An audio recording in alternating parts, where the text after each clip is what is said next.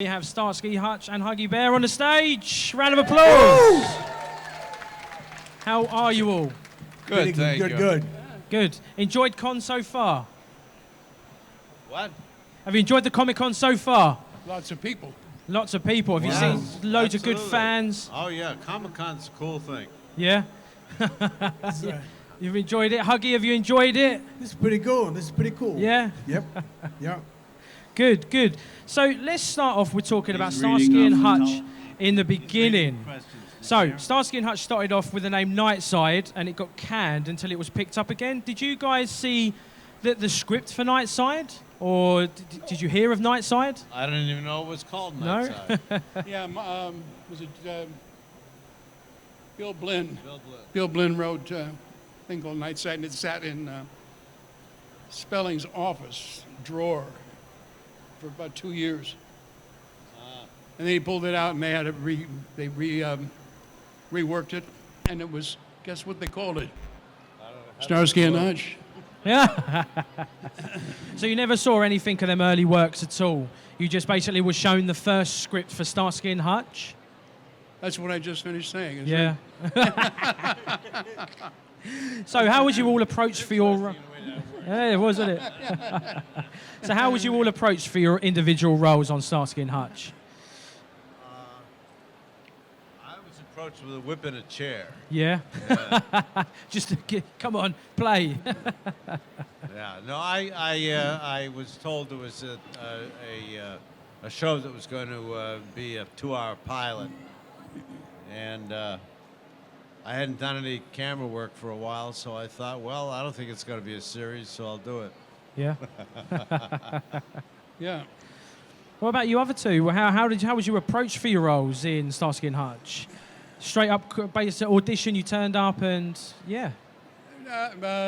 There's always preparation, but it's Yeah. only it's as you go. It works. You work moment to moment. There was no particular preparation in it. The funny part of it is, when I first read the script, I wanted to be him. Yeah? Yeah, because I thought it was just like a blonde, white bread Yeah. and blue-eyed white bread, and I didn't like that. No? No, so I wanted to be like him. I've never admitted this to him. I always wanted to be like you. Wow. Hey guys, I'm so sorry. This is the first time in my life that I've been able to. Oh, thank you so much for having us. That's all right. Taking something. We've dropped that bombshell. Well, Antonio. Huggy's road to Starsky and Hutch started. I was a young, hungry actor in New York, and I did a film called Across 110th Street. Yeah.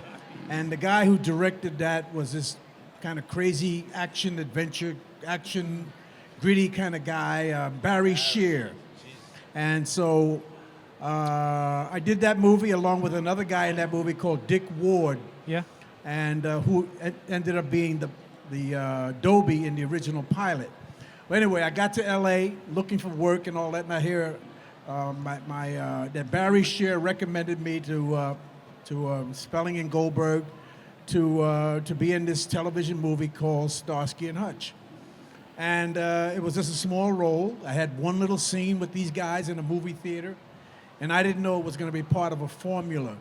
And sort of the rest is history, because they loved the chemistry between these guys, and they thought I brought a certain element to it. Yeah. And so A certain gravitas. a certain gravitas, because I was also known as a young actor who took his chances and did a lot of character stuff, because there weren't many black young character actors in the business at the time. So I sort of had a niche on it, because I was able to go there and willing to do those kinds of roles.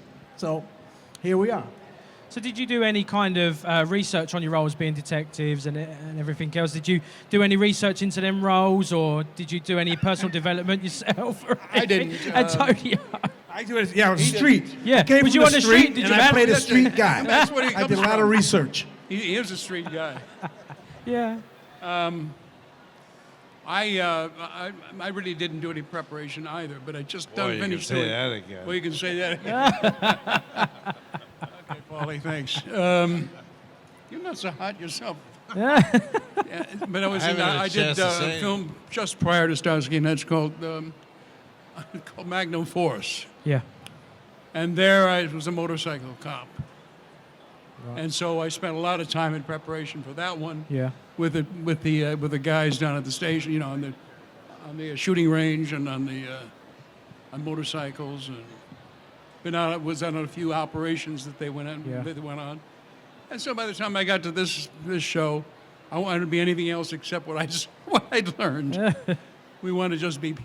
We were two guys who happened to be cops, as two cops Yeah.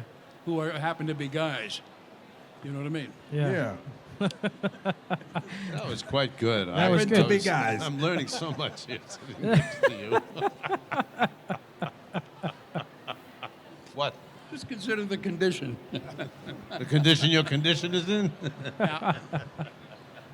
So, anything else? Go on, Antonio. You was about to say something. No.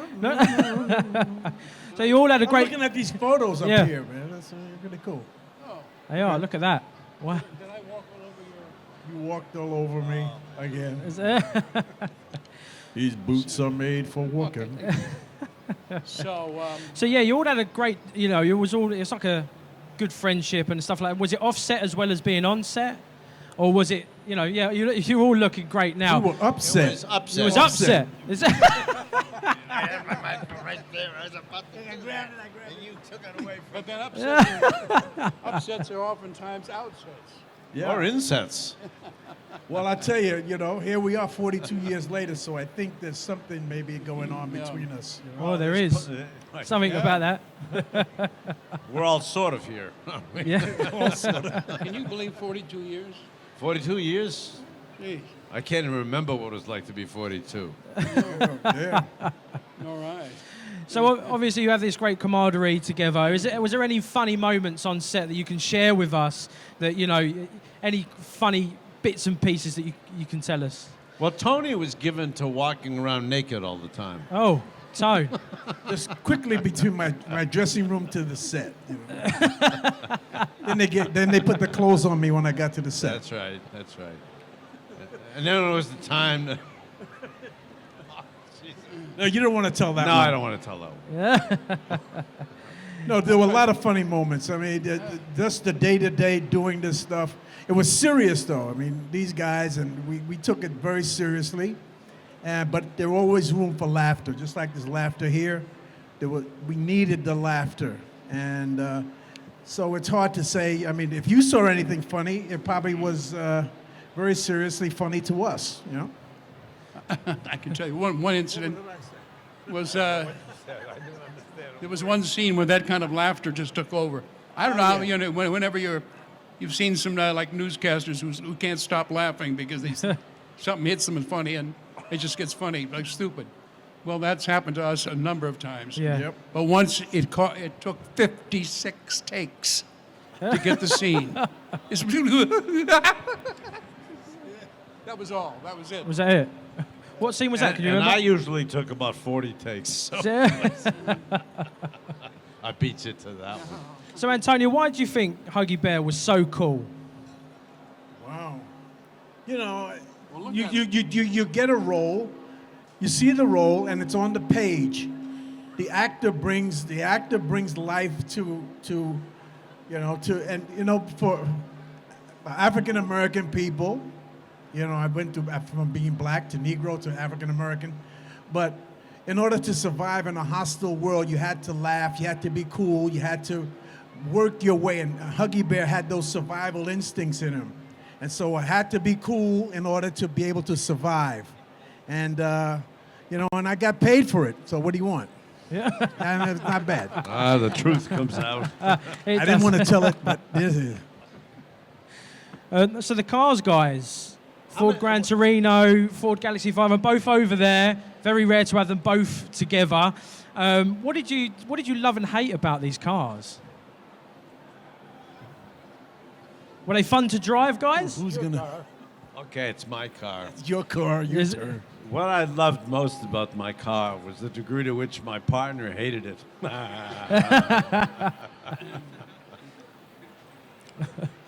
Yeah, it was, you know. 2 undercover cops. Hey, guys, here they come. And two undercover cops and a striped tomato. Yeah. That was really. Any fun times on set driving these cars? Like any little incidents or any fun times? Lots of fun times. Lots of fun times. Suffice to say, we lost our insurance. Yeah. Why was that? Because. For the same reason we got banned out of downtown Los Angeles. Running riot through the Well- drive-thrus. Because once you're on camera or in a set, the inclination is to say, "Hey, this is my set. This is my city. Yeah. This is my street. Yeah. And I'll do whatever I want to do." And the cops caught up with us, and The real cops. the real cops, and we were not allowed to drive within a certain perimeter Yeah. of downtown. That's Los Angeles. So what did you all think of the new film, the Ben Stiller, Owen Wilson and Snoop Dogg film? Was you very interested, they were going to make that film as being a comedy? Or the Owen Wilson, Ben Stiller, Starsky and Hutch film? What did you think of that film, guys? I hated it. Did you? Yeah? Well, because it was such a comedy-driven story? The comedy was pushed. Yeah. It was forced. And number one, it's not. It doesn't. We didn't even mean it to be a comedy. Well, they did. It was made a a spoof spoof on a on it. spoof. Yeah. It's like Ben Stiller wanted, Ben and Owen both wanted to do something that captured the relationship that we had. And unfortunately for them, the director wasn't strong enough as a director, so he went into spoofing. Yeah. That's basically it. But, the bottom line is, it's a compliment when you do something that is perceived as iconic, and they want to go and make a movie out of it. So, Would you guys like to see Starsky and Hutch made into some kind of serious, No. detective show again, or would you rather would you like do- it to just be left where it was and such an iconic show, just left there? I'll tell Well, you we're what- done with it. Yeah. Yeah, a few years ago, we thought about the idea of bringing S&H back together again after they got booted off the force. Yeah. But doing two different things. Brought back together again at our age. So you play Starsky and Hutch down the river, Yeah. so to speak. But we had it very close to getting the rights ourselves Yeah. at Warner Brothers. And then the writer of Starsky and Hutch, the television series, Bill Yeah. Lynn, called, said, "I'm sorry, guys, I just can't pass up the deal. Yeah. It's such a good deal, and so sorry, but that's the way it's going to be." Yeah. And then, so they were, Warner Brothers now owned the property, Yeah. and of course we didn't.